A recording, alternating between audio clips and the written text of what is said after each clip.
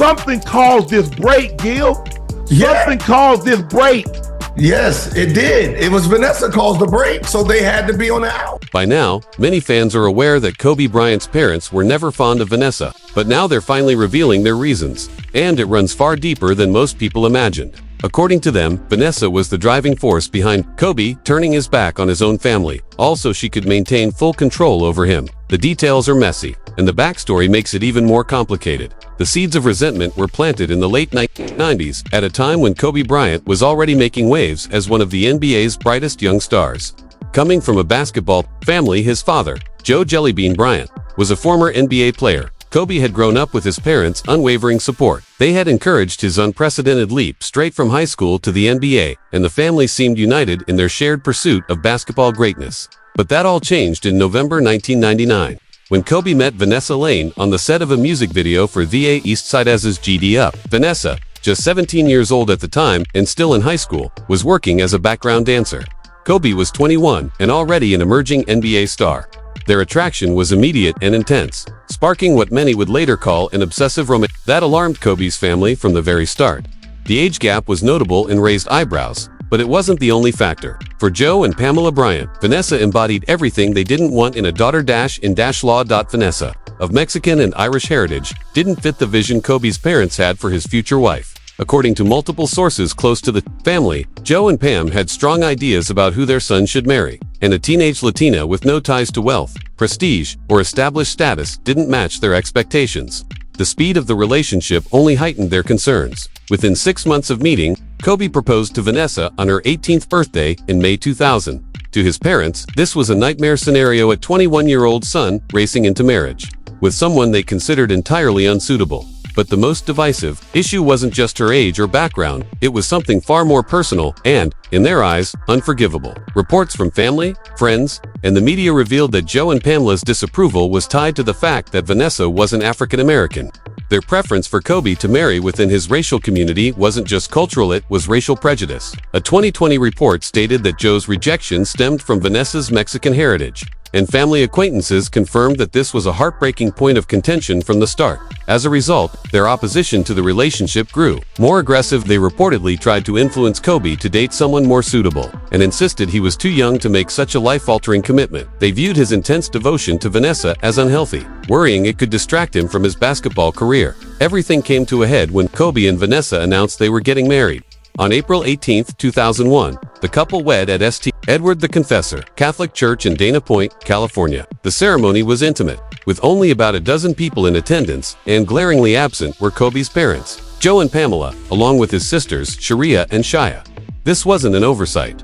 It was a deliberate statement of disapproval, a public humiliation meant to signal to everyone that they did not endorse this marriage. Their absence marked the start of a two-year estrangement between Kobe and his family. The rift was so deep that even after the Lakers defeated the Philadelphia 76ers in the 2001 NBA Finals, Kobe's first championship, and in his own hometown, his parents still refused to celebrate with him because of Vanessa. One iconic image from that night shows Kobe looking subdued despite the victory, a reflection of the emotional isolation he felt. The message from his family was clear. Their dislike for Vanessa outweighed their pride. In his accomplishments, the tension was further fueled by financial issues.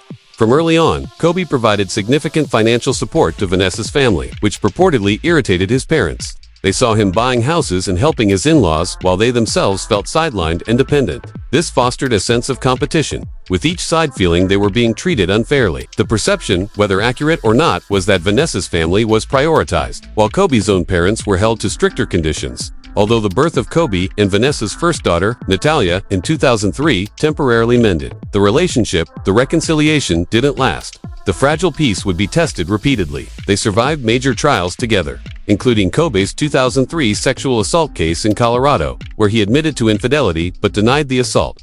Vanessa publicly supported him during this scandal, standing by his side at press conferences and hearings. Kobe later revealed that the stress from the case contributed to Vanessa's miscarriage in 2005, underscoring the personal toll these public crises had on their marriage. Even after Vanessa filed for divorce in 2011, citing irreconcilable differences amid allegations of Kobe's extramarital affairs, the couple reconciled by 2013. renewing their commitment. But while Kobe and Vanessa rebuilt their marriage, his relationship with his parents was about to collapse beyond repair. In 2013, Joe and Pamela Bryant tried to auction off Kobe's high school memorabilia and championship rings without his permission, allegedly to finance their lifestyle and buy a new home. This wasn't just a few mementos, it was a $450,000 collection filled with items of deep personal and professional value. For Kobe, it was the ultimate betrayal.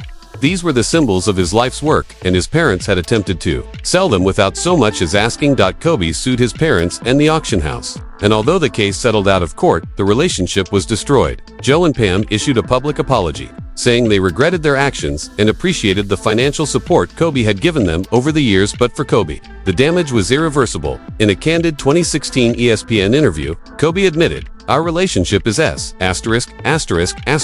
I tell them I'll buy them a really nice home, and the response is that's not good enough.